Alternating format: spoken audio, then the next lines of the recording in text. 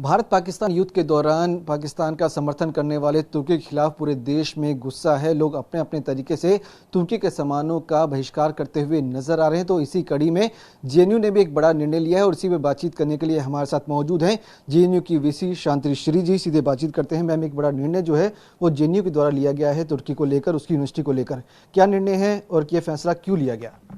ये फैसला ऐसे लिया क्योंकि जवाहरलाल नेहरू विश्वविद्यालय एक पब्लिक यूनिवर्सिटी विश्वविद्यालय है जो भारत केंद्रीय सरकार और टैक्स पेयर के पैसे पे चलाते हैं।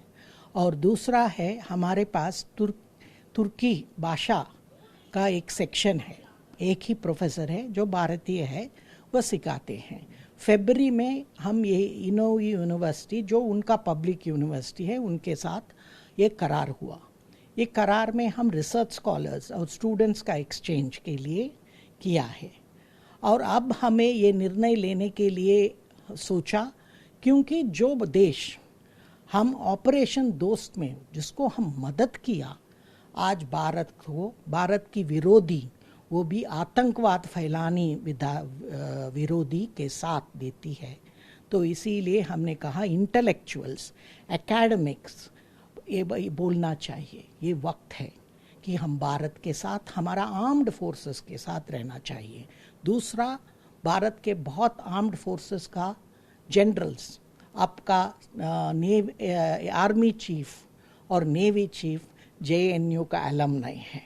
सो जेएनयू सल्यूट करती है उन एलमनाई के लिए, एलमनाई को, कि वो इतने अच्छे भारतीयों को परराष्ट्र धोरणा और सुरक्षा धोरणा में इतना बड़ा टेक्टोनिक शिफ्ट है। और तीसरा, पहली बात भारत ने एक टेक्टोनिक शिफ्ट किया क्योंकि अब तक सब बोल रहे थे आपके पास क्षमता है बट आप क्षमता दिखाई नहीं है। तो इसीलिए भारतीय साइंटिस्ट और बहुत लैब्स, डिफेंस लैब्स भी जेएनयू के नीचे हैं। और नंबर 2, हमारा आर्म्ड फोर्सेस वो किस प्रिसिशन से किया। और तीसरा, वो बहुत महत्व है कि हमारा भारतीय पंतप्रधान, उन्होंने डिसीजन मेकिंग का ऐसे निर्णय दिखाए। इसको पॉलिटिकल विल चाहिए, हर एक कर नहीं सकते हैं।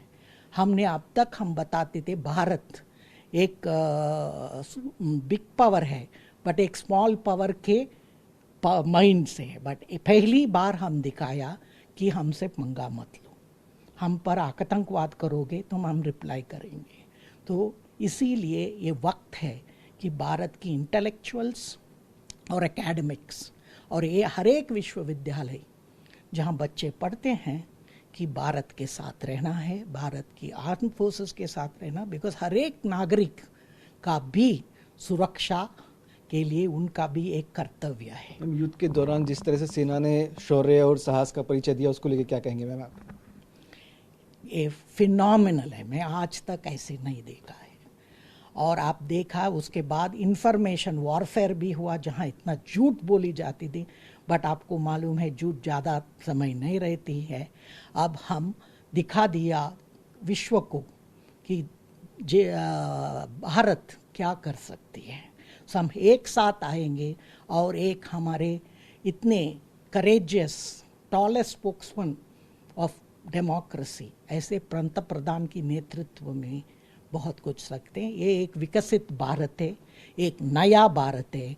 एंड जेएनयू ये नया भारत निर्माण करने में हम हमारा कर्तव्य पालन करेंगे। आखिरी सवाल, तुर्की और अजरबैजान को लेकर आगे भी कोई निर्णय लिए जा सकते हैं जेएनयू के द्वारा? कोई और एमओयू जो है रद्द रह सकता है?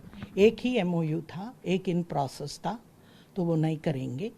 जो भी भारत विरोधी है हम उनके साथ करार नहीं करेंगे। शुक्रिया बातचीत करने के लिए। कैमरा सुनील के साथ विवेक शर्मा, टीवी9 भारतवर्ष, दिल्ली।